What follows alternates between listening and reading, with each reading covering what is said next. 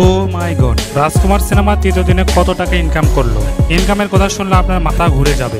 এ বিষয়ে বিস্তারিত জানতে ভিডিও সম্পূর্ণ দেখতে থাকুন। সুপারস্টার শাকিব খানের বহুল আলোচিত সমালোচিত রাজকুমার সিনেমা এবার ঈদে মুক্তি পায়।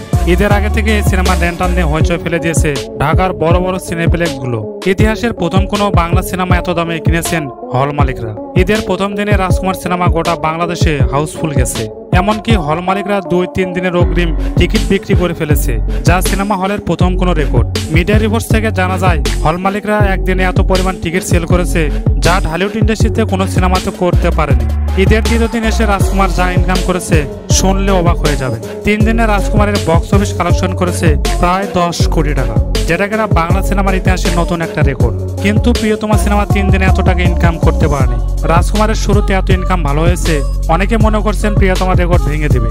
সো বন্ধুরা, ভিডিও ভালো লাগলে লাইক সাবস্ক্রাইব করতে একদম ভুলবেন না।